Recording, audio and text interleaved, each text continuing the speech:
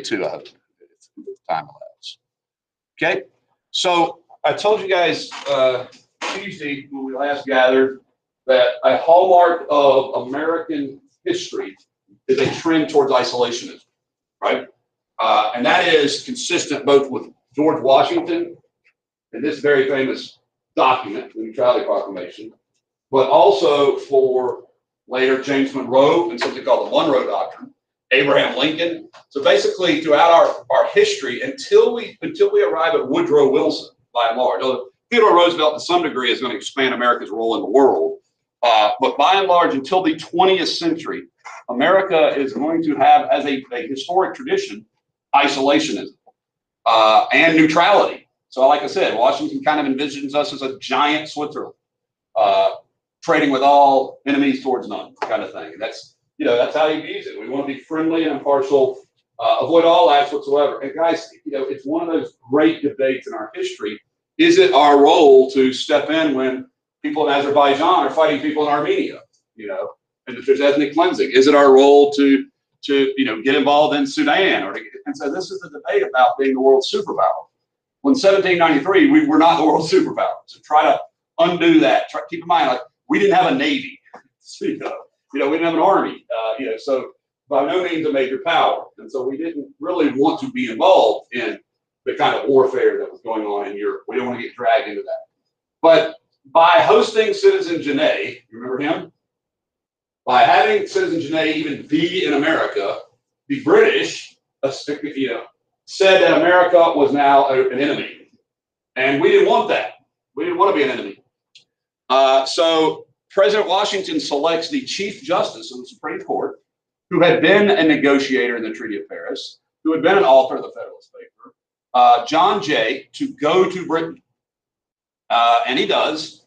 And when he returns, the treaty that he has is almost universally condemned. Okay? So it is an enormously unpopular treaty. Now, what were the British doing that made Jay go over there? Well, first of all, the British were stopping American ships, trade ships, commerce ships, on the high seas, taking American sailors off of those ships and forcing them to become British sailors. This is called impressment, right? Impressment. So they were impressing our sailors. They had not left their trading posts in and around what is today Michigan. They were still there, right? And most, I think notably, is they were sort of arming the Native Americans in that region of America.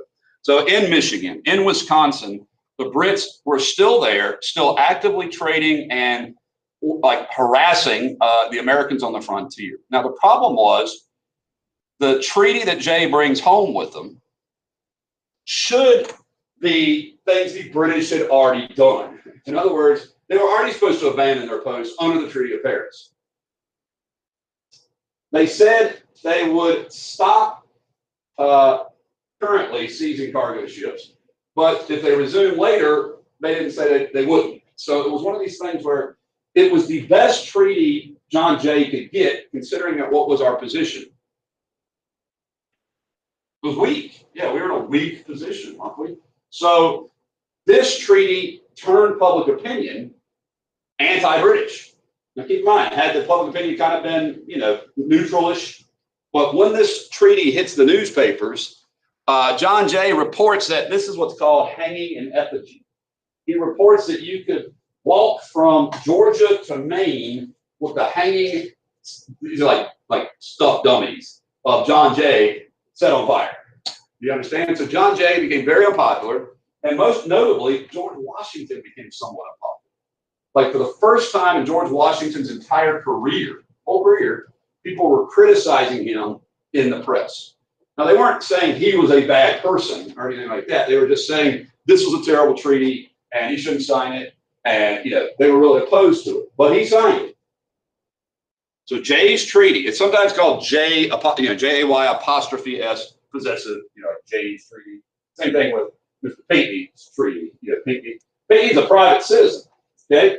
And he is going to go to Spain and negotiate access to the port of New Orleans. In other words, American merchants, farmers sailing their goods down the Mississippi, had not been able to use New Orleans as like storehouses and warehouses. And so he gets the right to navigate on the Mississippi and to travel in New Orleans. So that's a huge plus because the Spanish were kind of harassing us there. So if you look here, this is Florida at the time, and you'll see it's Spanish territory. Now this is also Spanish Louisiana. Everybody see this? Now, not very long after this, who's going to take over this? Napoleon, directly. The French, yes. So we're going to see Spain lose control of this territory. But at this point of the Peace Treaty, this is the right to use the Mississippi River. So that kind of goes to that test question we were discussing earlier. Okay, so settled the border of Georgia with Spain, Spanish Florida. My ancestor arrived in Florida during this time period, during Washington and Madison, before Andrew Jackson invaded. So he started out as a Spanish American, interestingly. So nonetheless, Washington by 1796 feels utterly exhausted. He is an old man now. He has spent 2/3 of his life, at least, in the service of his country. I told some students the other day, he was thrown from a horse. He was Virginia, maybe the nation's best horseman, well into his 50s. All right, but he was thrown off his horse and it hurt his back like that, which meant he couldn't be mobile anymore. And so that meant he started gaining weight. All right, and his teeth had always bothered him. His teeth fell out pretty early, and he had to wear like these false bridges that hurt quite a bit. That's why so many times you'll see he looks pained in his paintings because his face has got these ivory bridges and stuff. All right. Never wooden. They say that's from what I've read, that's one of those Washington myths, like chopping out the tooth. But there were many different. He had many different dentures that he tried that were made. I don't think wood ever officially, but yeah, the idea is that the teeth were never good and they were always uncomfortable, false teeth. So he wants to retire, but Hamilton and Madison, who are his two principal speechwriters, urge him not to. Keep in mind, there is no 22nd Amendment. There is no limit to how long he can be elected. And if Washington says it, can he be nominated? In other words, if Washington doesn't choose to not have his name, then is he going to be the guy? Yeah, I think Washington gets elected anytime if he's alive. So he astounds the nation.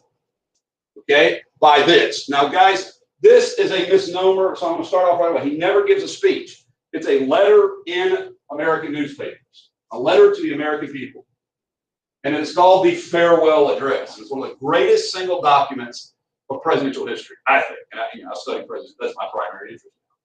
All right, and so what he does is he makes a decision, and he tells Hamilton and Madison that he doesn't want to serve again. He's tired, and the time has come for someone. They help him write. And this is it. I want to appraise you of I am resolved to decline being considered for the office of president. It was Madison. Well, Hamilton. They're always like his ghostwriters, kind of like. They're always what he wants, but they're the ones who flourish. Presidents to this day have speechwriters. Okay, that's like a great job because honestly, it's hard to write all these wonderful speeches. Now, Lincoln wrote his own speeches, but they say that some of this was written with Washington's hand directly, meaning like he wrote it and they edited it. Okay, but this is his primary statement to America. It's his closing statement, his farewell address. And man, it takes. By the way, every year Congress reads this into the record. So it's.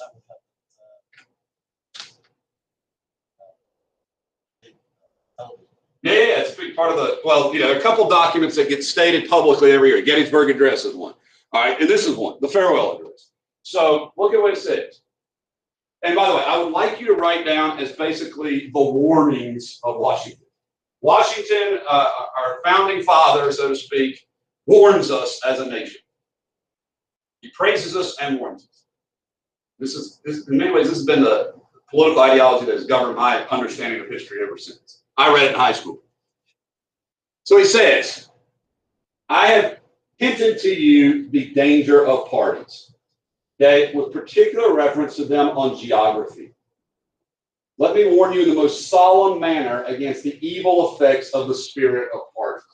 So he warns about parties. Don't form parties, and particularly don't form them based on what?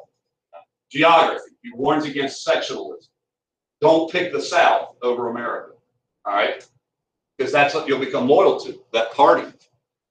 Let it simply be asked, what is the best security for property? He chooses to support religion.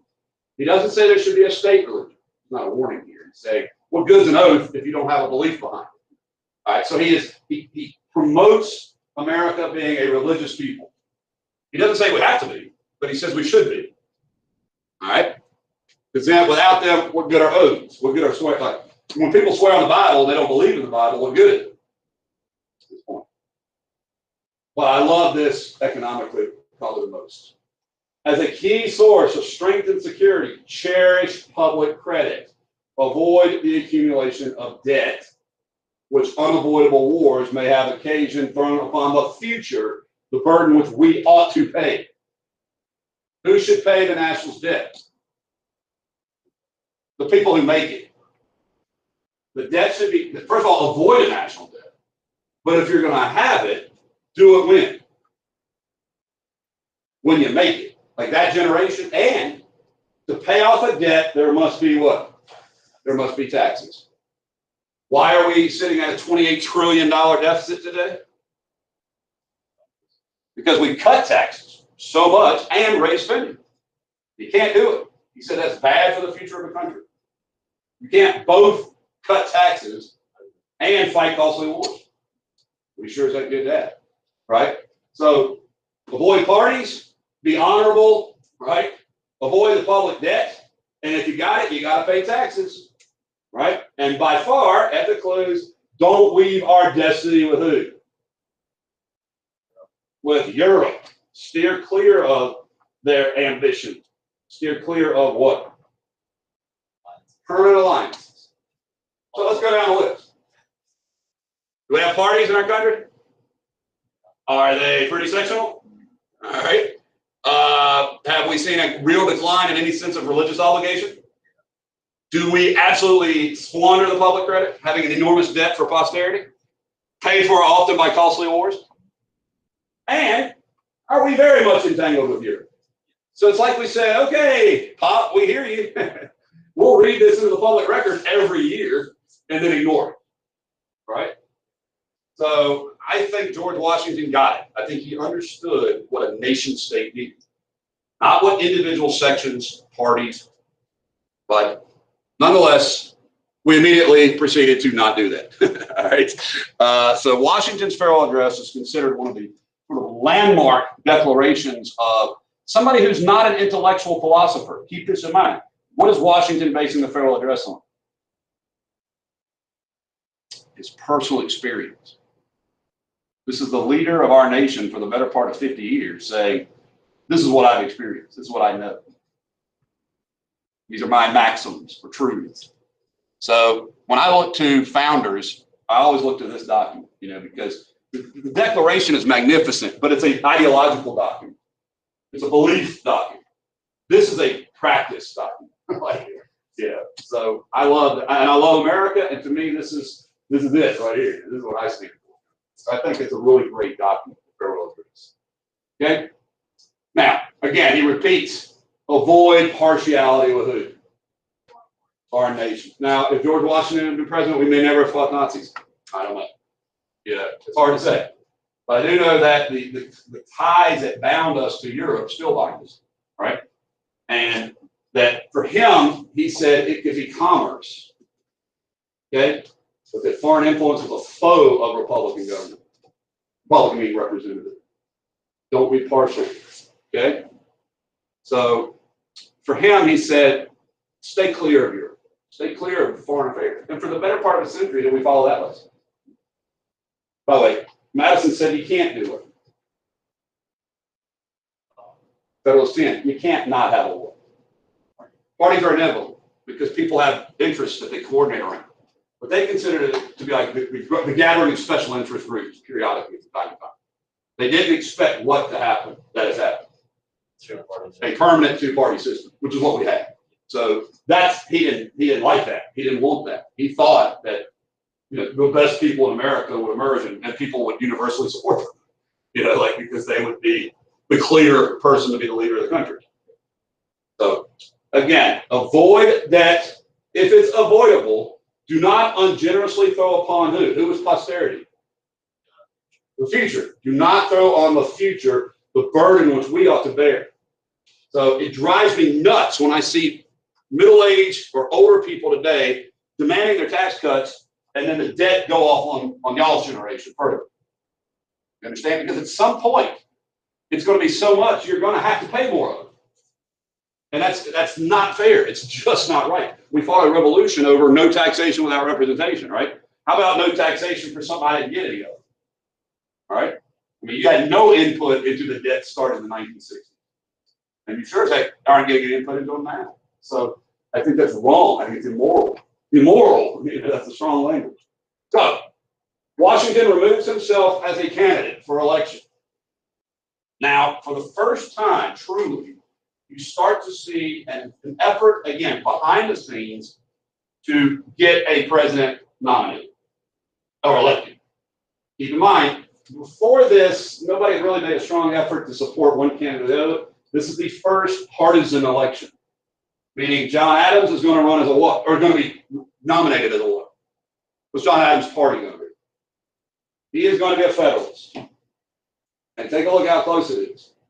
His VP probably would have been this guy who he couldn't stand. All right, Thomas Bingley, senator. All right, but the DRs coordinated to get their favorite guy nominated. Now, who's been retired? Who's gone back to Monticello and is chilling for the last 40 years? Thomas Jefferson. His name has been proposed, and he will become the vice president. He is the runner-up. So this is weird, right? Like the two rivals. This would be like if, for whatever happened, imagine this. If Joe Biden won the election this year and Trump finished second, that would mean Trump would be the vice president. It wouldn't happen, right? Like we can't imagine. But back then, when you cast your vote, you weren't casting for a ticket. But they're soon going to fix that. All right. By the election of 1800, they're going to discover we probably should create tickets. So nonetheless, Adams and Jefferson both win, the old friends. You can see it's very close, right? 71 to 68. Probably, this was helpful to have him as a DR running. Nonetheless, Jefferson finishes as VP and will serve in that role. Adams does a remarkable thing. He offers to co-preside with Jefferson. He says we can govern together and thus have no what? Yeah, that's right. We'll do away with conflict. We'll be the elder statesmen. We'll have no party need because we're the two leader types, right? Jefferson seriously considers it, and Madison comes and talks to him. Madison says, you can't be the head of that and the head of a political party. You can't be the group in opposition to this president and working with him. And Jefferson says, you're right. And they don't work together. And they stop talking to each other for the next 20 years. They become strong frenemies, like you understand. They will resume talking in 1816 by letters. Benjamin Rush, the guy some of you guys have been watching, will start coordinating a correspondence between the two. Both of them will be angry at each other, but they end up sort of making up. And in the last 10 years, they write a ton of correspondence to each other, back and forth, back and forth. So we have these great letters from Jefferson to Adams and vice versa in the 18 teens. And then the most unbelievable event's going to happen. I'm going to go ahead and tell you now. This is my spoiler, everybody. These two friends, Adams and Jefferson, I'm getting my chill bumps, sorry, are going to die on the exact same day. What day is it, you ask? July 4th, 1826, the 50th anniversary of the Declaration of Independence. I mean, look at me, I'm getting chills. I mean, it's like crazy, And they didn't know it. One was in Massachusetts, the other was in Virginia. In fact, Adams' last word was, Jefferson still lives. And Jefferson had died that morning. So they both die on the same day, July 4th, 1826. People look at that and say, oh, there's Providence, there's God. But it is kind of, who could have imagined these two fellows, like going out there. So Adams comes in, and right away, he's got a problem. He's got a problem in the Caribbean with the French. The French are hostile to us after Jay's Treaty, okay? Now, the French in charge at this point have gone through the turmoil of the Directory and Napoleon seized power. But this is sort of the French Navy all doing its own thing. It's not under the direct leadership of Napoleon orders. So the French are messing around with America, and John Adams wants to go, send an ambassador to go to talk to Talleyrand. Talleyrand is the most brilliant foreign minister maybe of all time, right up there with Metternich and Bismarck. This guy managed to be the foreign advisor to Louis XVI, okay, the National Assembly, the National Republic, right? Not get his head chopped off. Napoleon, and now he's France's still their foreign minister. So this guy has more lives than a cat. I mean, he is really, if you want to study a guy who's neat, Talleyrand won. But Talleyrand insults America. He demands a massive bribe, not to support a treaty, but to even come see him, which is like saying, you guys are weak, so you got to pay me a lot of money just to talk to me. He wants a bribe. This actually comes back to haunt him because, look, this will be published in America's newspapers. And it becomes known as, to protect our ambassadors, it becomes known as the XYZ. Each of our agents are X, Y, and Z. Got that? Code names. So that's why it becomes known as the XYZ affair, a code name affair, right? And here you can see, who is this? Can you tell who this is? This feather-plumed person? It's America. America was routinely, before we were friends with the French and getting liberty as a chick, right? We were routinely depicted as a female Native American. That was our national symbol. So, back before the Redskins were a bad thing, this was America's symbol, right? They didn't call it Redskins. So here's America, and she's being extorted for money. Here are the French, you can see the French badge, right? They're demanding money, an enormous price. Back here, XYZ are angry about it. So they go and tell John Adams. Adams is angry about it. He's like, these French people are acting like idiots. They should know better. It hits the newspaper, and the American public opinion shifts strongly against France. I mean, overwhelmingly against France. And keep in mind, just a little while ago, they were anti-British. But now they're very anti-France. But the French are mostly operating in the Caribbean. And so it's during this that John Adams creates an army.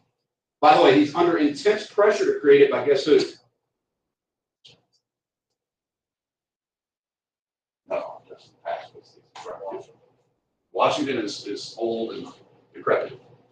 Alexander Hamilton. This is where Hamilton starts to go off the rails. Hamilton hates Adams.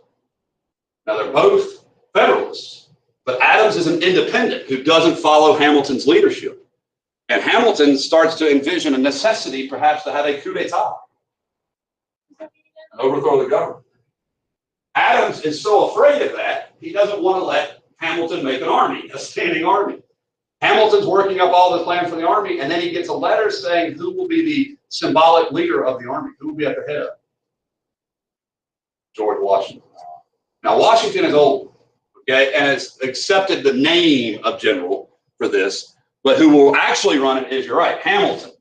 So here, Adams is he doesn't want to actually create an army and give it to Hamilton, right? So instead, he creates a navy. And so this is why Adams becomes known as the father of the American Navy. We will then send that navy into the Caribbean and the southeastern Atlantic. And it becomes known in history as the quasi-war. Quasi because it's not declared by Congress. It is a naval war. And you can see we did pretty well at it. Keep in mind who's now fully in charge in France. Who's the guy in France? Oh, Napoleon. Napoleon doesn't want to do this. So he is trying to find a way to change this event. Okay? So when Adams senses that, being the brilliant guy that he is after all these years, he sends another set of ambassadors, and will France receive them? Now keep in mind, Hamilton, the Federalists are all chomping at the bit to go to war with France. Who is not actually going to go to war with France? Adams in America. That's right. We're not going to do it. So it was popular to go to war, and Adams chose not to do it. Instead, he secures a treaty called the Treaty of Montefontaine, or the Convention of 1800. Not him personally, but yeah, we get a treaty with France. France stops fighting. Guys, we do not get the Louisiana Purchase if we don't get this treaty. Think about it. If we go to war with France in 1800 officially, then we don't buy Napoleon's sail in 1803. So you understand that this has a lot of implications. But what tragically it has for John Adams is a one-term presidency. Because what do the American people want to do? They want to go to war. Yeah, and then he doesn't support it. Now, the other thing that's tragic is John Adams is going to step on the stage for the last time and make a mistake. Now, the mistake I like to blame on his wife. All right, because I love Abigail, and she hated reading Adams criticized in the paper every day. Every day the newspapers would slander Adams' name. He was dragging through the dirt. And so she hated it. So the Federalists in Congress said, we ought to do something about that. Let's stop all that criticism of our guys. And so they wrote two laws. Now, they are two separate laws, both of which, though, affected the Democrat Republic, both of which targeted the DR. They're separate laws, but they're usually mentioned together. The Alien and Sedition Act. Alien means, in this case, immigrant. Okay? Now, it had historically, up to this point, keep in mind, America's been a country 10 years, so not that long. Citizenship became a process of 5 years. We call it naturalization. Well, who frequently became Democrat Republicans in coastal port cities? That's right. So immigrants were a key constituency to Jefferson's support. By the way, guess who still are strongly Democratic parties? Immigrants. They're still there, right? So that would have made it 14 years, a long time, right? The president could have people detained without what? Without any kind of trial or due process as an alien, an enemy alien, or an alien of an enemy state. He's not who they're at war with, sort of. France. And allow the president to kick out any alien immigrant person who's here not a citizen. So very, very strong anti-immigration bill to target the Democrat Republican aliens, right? But the second one, even more strong, made it a crime to criticize the government. Now, today, we would overwhelmingly see this as against both freedom of speech and freedom of press. In other words, if you're a newspaper publisher who makes fun of President Trump or Vice President Biden, you're totally okay to do that. Trust me. Jimmy Fallon, Stephen Colbert have an industry doing it, right? So the point is that they don't like this. So they make it a crime to actually criticize the president. 10 people will go to jail, including a congressman. Matthew Spitting Lion, they called it, because he spat on his critics. Matthew Lyon, who was a congressman, accused John Adams of ridiculous ceremony, ridiculous pomp. So he used the word ridiculous. At another time, he said a cannonball should land in the president's breeches. Okay? What do? They sent him to jail. He got reelected while he was in jail. All right? The people of Vermont loved it. Okay? He was charged with gross indecency. So he spat on the guy's face. All right, who did that? And it's this guy who will help elect Thomas Jefferson president. He breaks the tie. All right, so Spitting Lion goes to jail. Any person shall conspire with intent to oppose any measure of the government by proper authority, impede the operation, or intimidate or prevent any person, undertake, blah, blah, blah. So the intent of this will be to intimidate the president, well, then you will be punished for it, right? Well, the Democratic DR leaders are horrified by that. And who are the principal two DR leaders? Jefferson, Madison. Now, Jefferson, vice president. Madison, basically the majority leader in the House of Representatives. All right, so two important dudes. So if they come out and publicly speak against it, what could actually happen to them? They can get arrested, particularly if you're the vice president, right? So they are going to secretly author a pair of documents that you must learn, okay? Madison and Jefferson are going to write the Kentucky, Jefferson is going to write Kentucky resolutions. Madison is going to write the Virginia resolution. Basically, the ideas of two of these states, Virginia and Kentucky. And in it, they say, if a state views what Congress has done as unconstitutional, beyond the Constitution, then what can that state do? Nullify it, disobey it. So in other words, has President Adams and the Federalists violated, in the minds of Jefferson and Madison, the First Amendment? Therefore, what should Virginia and Kentucky do? Not listen. not enforce it, not follow it. Now they hoped, they being Madison and Jefferson, that other states would follow suit. They did not. But what these two founders, I mean, keep in mind, they've been with us since the beginning. What they lay is the foundation for the principle that if a state does not agree with something Congress does, they can choose to not do it. Now, that is contrary to the supremacy clause. Why it's questionable or a mistake is that what has not happened yet to determine constitutionality. What is now accepted by the American people and history as the way we determine what's constitutional? The Supreme Court. But they hadn't done that yet. The Supreme Court had not determined what could be constitutional or not by the act of Congress. So this was thought by particularly the DR, the states' rightists, the strict interpreters, that this is the way to resolve this issue. Now, unfortunately, we don't resolve this issue here. But they have laid the foundation of what will eventually be the what? The Civil War. Because states are going to go from this throughout the 18 teens to into the 1830s start thinking about a concept called secession. Meaning if I can't nullify the law, then we may just have to quit and go home. So this is the beginning of that long winding road. Now, it's not what Jefferson and Madison want. They do not want secession. But it's this argument that lays the next sort of conclusion that, well, if you can't get this to work, then we got to go to the next. Okay? So this doesn't work. And like I said, you know, people go to jail. Now, the irony is that who's going to get elected president? Jefferson. So, you know, he guess what he's going to do to all the guys in jail under this? He's going to pardon all of them. Guess what his government's going to do to the Alien Act? Reverse it, right? You know, so what can be done by one president can be undone by the next. And so almost all of this is going to go away, but it doesn't end the problem. You understand? So here you see Jefferson writing as the Kentucky Resolution. The several states, by the way, this is the first time we start to read about what is called the compact theory. So there are two views of how the nation was formed. One of the views is that the states existed as independent entities that came together. The other, held by Abraham Lincoln, is that there was no such concept as an American state before there was a republic. So nation first, states are part of it, right? Jefferson said, no, the states existed and they formed the nation. And that's called the compact theory. And so he says, since the states united on this issue under a compact, an agreement, delegate the government certain powers, reserving the others to ourselves. If an act is void, this should mean the surrender government we have chosen and living under one against our will. So in other words, if we can't cancel laws we don't agree with, then we're not living in a representative government. So this is the foundation of the concept called nullification. Okay, I would know that. Now, John Adams is going to lose the election of 1800. In fact, he is a man without a party. The only person he has in Washington, D.C., he lives there while his house is still being built, is Abigail.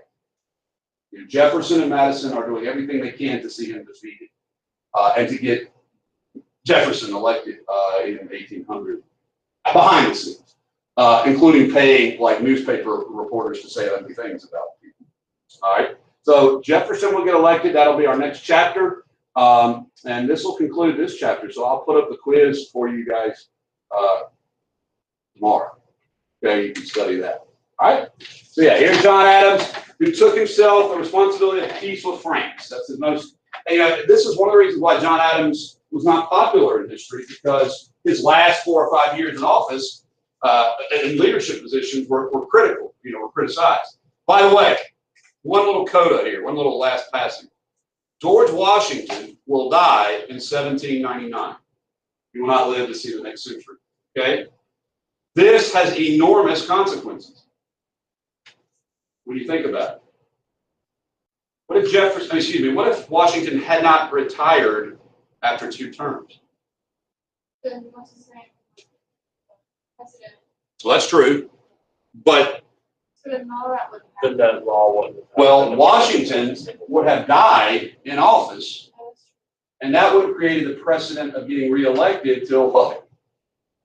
Till death, right? Like that is not a precedent we wanted to set.